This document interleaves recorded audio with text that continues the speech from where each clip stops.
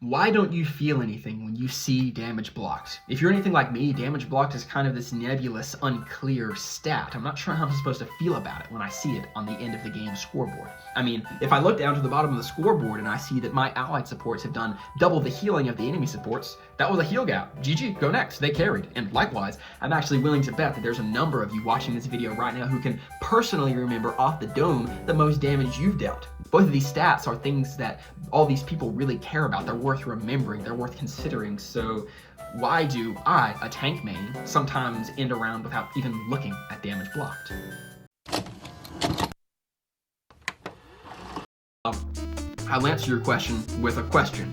Through what basis do tanks interact with the game? Why does the role exist? Tanks are oftentimes known for having a greater capacity to block damage, at least more so than the other roles, and by that logic, tanks are surely just large supports, right? I mean, where do we draw the line from blocking damage into healing damage? How is that different? Well, if tanks are in fact large supports, then why do they frequently end matches at the top of the damage dealt scoreboard?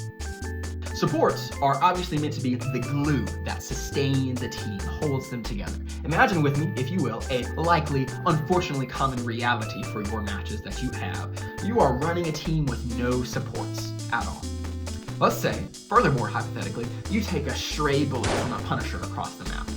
You are now operating at reduced capacity for the rest of the encounter, for the rest of the interaction. Unless if you die, or are luckily a character who has some capacity to heal themselves, every 1v1, even if it's a mirror, every interaction that you go with, every matchup that you think you know, has now shifted against your favor nearly universally. This can be especially punishing in certain matchups, but it varies a lot. Throughout this variance, one thing is clear: this is a bad thing, this is a negative idea.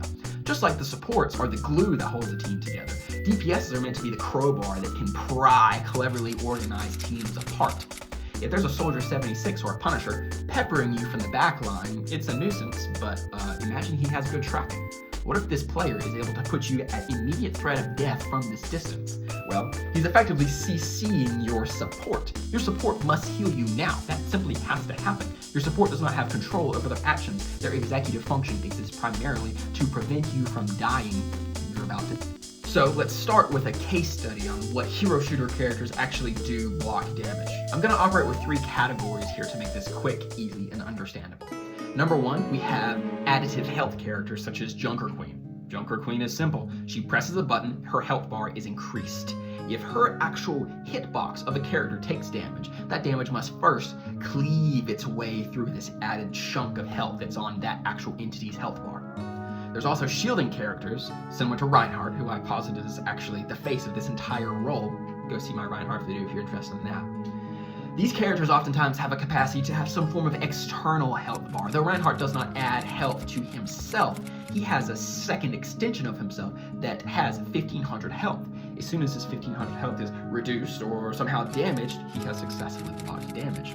I'll also fit characters like D.Va and Iron Fist into this category, because though Defense Matrix does not have a health bar, and though Iron Fist Elbow Block does not have a health bar, they are limited by time rather than a certain given amount of health that they can afford to block with. Finally, the most insidious variety and oftentimes invisible type of damage blocked is reduction. Whenever the Thing dashes to an ally or wherever Doomfist blocks himself from the front, he is dividing the damage that he's taken, even if it's only by a gentle amount. The top percentage of that damage is scooped off and you simply don't take it at all. Well, I want you to do a little bit of a thought experiment with me here. Imagine you're that one guy. You know the guy. I'm sure you know the guy. That one player who only plays dive. If he's not playing Genji, if he's not playing Black Panther or Spider-Man, he's not playing. He can find another match.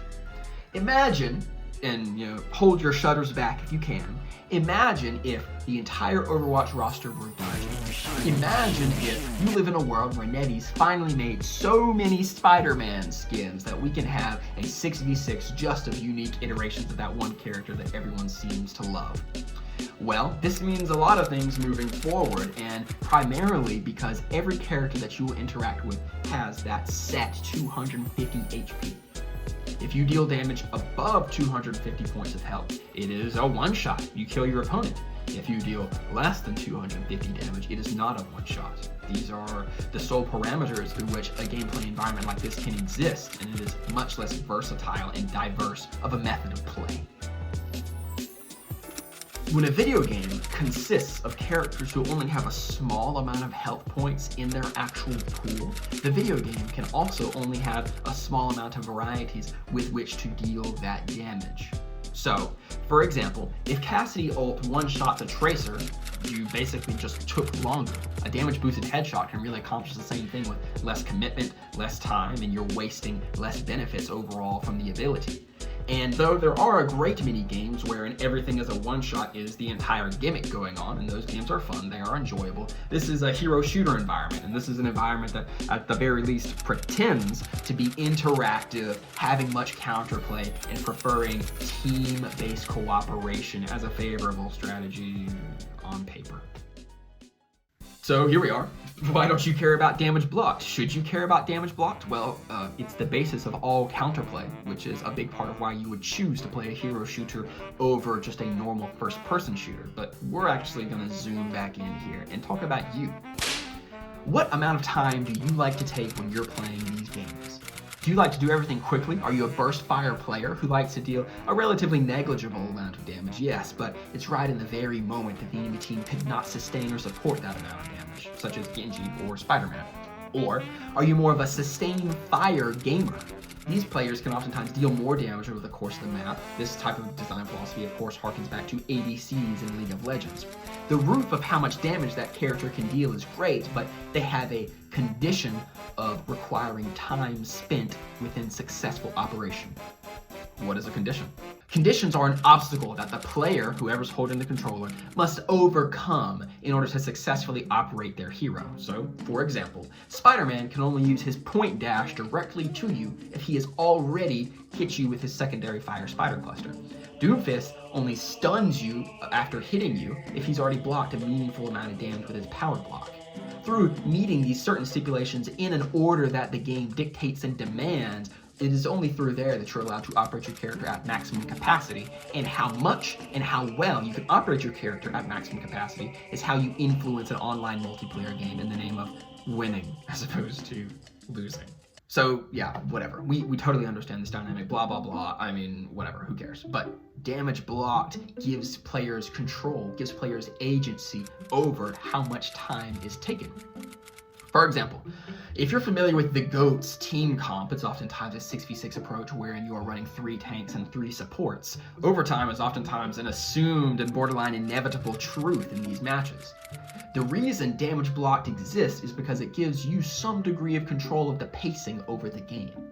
Oftentimes, a frequent term that is referred to in hero shooters or even MOBAs is peeling, an idea of some close-range character attempting to fulfill their condition by entering melee range against a character who is not melee range, and someone peeling off that character from the range character, saving them from this undesirable situation.